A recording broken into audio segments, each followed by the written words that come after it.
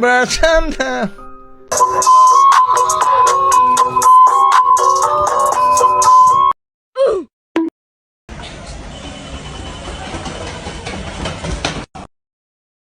Huh? Huh? Huh?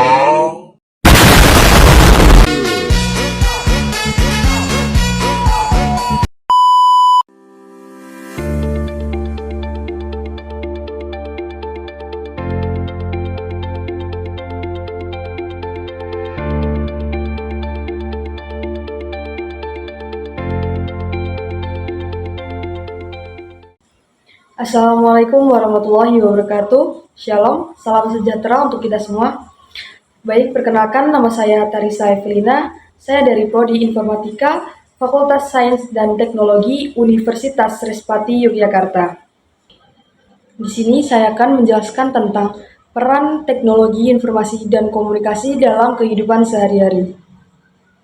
TIK atau Teknologi Informasi dan Komunikasi sudah menjadi bagian tak terpisahkan dari kehidupan kita. Hampir semua aktivitas, dari yang paling sederhana hingga yang kompleks, melibatkan TIK. TIK atau Teknologi Informasi dan Komunikasi adalah istilah umum yang mencakup semua teknologi yang digunakan untuk mengolah informasi dan berkomunikasi, dan mencakup berbagai perangkat lunak, dan jaringan yang memungkinkan kita untuk mengakses, menyimpan, memproses, dan berbagi informasi secara cepat dan efisien. Contoh TIK dalam kehidupan sehari-hari yang pertama yaitu dalam perangkat keras, yaitu komputer, smartphone, laptop, dan lain sebagainya. Yang kedua, perangkat lunak yaitu sistem operasi, aplikasi misalnya Microsoft Word, dan lain sebagainya. Yang ketiga, jaringan yaitu internet, intranet, dan extranet. TIK atau Teknologi Informasi dan Komunikasi telah menjadi bagian yang tak terpisahkan dari kehidupan kita sehari-hari. Berikut beberapa contoh penggunaannya. 1. Komunikasi, yaitu berkirim pesan, video call, email, dan bermedia sosial. Yang kedua, mengakses informasi, untuk mencari informasi di internet, belajar online, dan membaca berita. Dan yang ketiga, sebagai media hiburan. Contohnya, bermain musik, bermain game online. Yang keempat, belanja, yaitu belanja online dan pembayaran digital. Dan yang kelima, sebagai media pekerjaan, bekerja dari rumah, rapat online, serta presentasi digital. Dan yang keenam, pendidikan, yaitu sebagai media belajar online, e-learning, dan tugas digital. Dan yang ketujuh sebagai transportasi, yaitu aplikasi transportasi online dan pemesanan tiket. Adapun manfaat TIK atau Teknologi Informasi dan Komunikasi, yaitu efisiensi, menghemat waktu dan tenaga. Dan yang kedua, konektivitas, menghubungkan orang-orang di seluruh dunia. Dan yang ketiga, akses informasi, informasi mudah didapatkan. Yang keempat, inovasi, munculnya teknologi baru. Peran TIK atau Teknologi Informasi Komunikasi dalam transportasi online yang telah mengubah cara kita berpindah dari satu tempat ke tempat yang lainnya.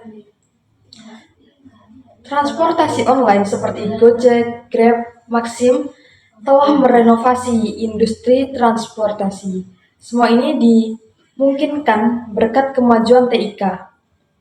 Bagaimana TIK mendukung transportasi online? Nah, yang pertama melalui aplikasi seluler. Inti dari transportasi online adalah aplikasi seluler. Aplikasi ini memungkinkan pengguna memesan kendaraan dengan mudah, melacak keberadaan pengemudi, dan melakukan pembayaran secara digital. Yang kedua, pemetaan digital.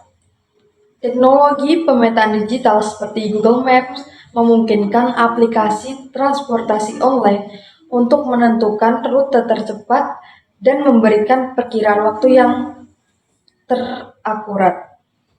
Yang ketiga, Sistem pembayaran digital. Integrasi dengan berbagai mode pembayaran digital seperti dompet digital atau kartu kredit memudahkan transaksi. Dan yang keempat, analisis data.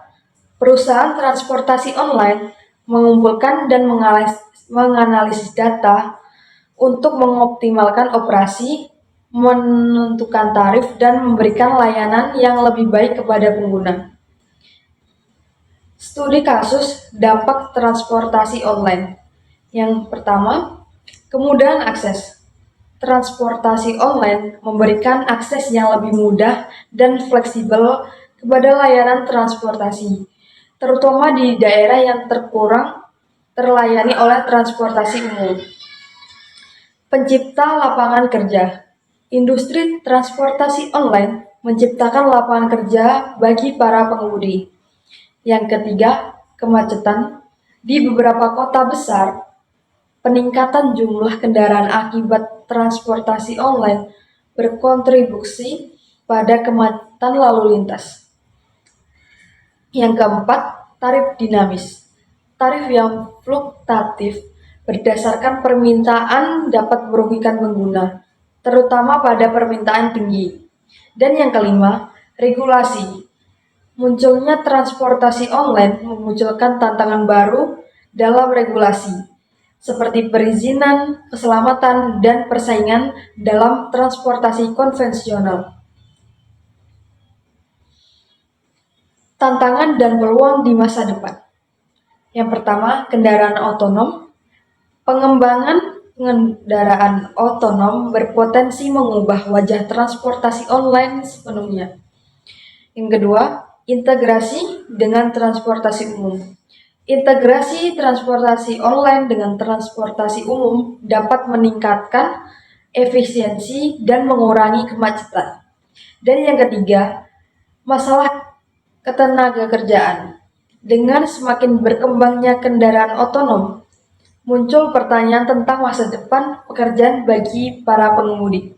Dan yang kelima, lingkungan. Transportasi online berbasis kendaraan bermotor berkontribusi pada polusi udara. Pengembangan kendaraan listrik dan berbagai kendaraan dapat menjadi solusi. Jadi, kesimpulan yang kita dapat dari materi ini yaitu TIK atau Teknologi Informasi dan Komunikasi menjadi katalisator dalam transformasi industri transportasi. Transportasi online telah memberikan banyak manfaat, namun juga menghadirkan tantangan baru. Untuk masa depan, kita dapat mengharapkan inovasi yang lebih lanjut yang didorong oleh teknologi informasi dan komunikasi, seperti kendaraan otonom dan integrasi yang lebih baik dengan sistem transportasi lainnya. Studi kasus dampak transportasi online, yaitu yang pertama, kemudahan akses. Transportasi online memberikan akses yang lebih mudah dan fleksibel kepada layanan transportasi, terutama di daerah yang kurang terlayani oleh transportasi umum. Yang kedua, penciptaan lapangan kerja. Industri transportasi online menciptakan lapangan kerja bagi para pengemudi. Yang selanjutnya, kemacetan. Di beberapa kota besar, peningkatan jumlah kendaraan akibat transportasi online berkontribusi pada kemacetan lalu lintas. Yang selanjutnya, tarif dinamis. Tarif yang fluktuatif berdasarkan permintaan dapat merugikan pengguna, terutama saat permintaan tinggi. Yang selanjutnya, regulasi. Munculnya transportasi online memunculkan tantangan baru dan regulasi seperti perizinan, keamanan, keselamatan, dan persaingan dalam transportasi konvensional. Tantangan dan peluang di masa depan. Yang pertama, kendaraan otonom.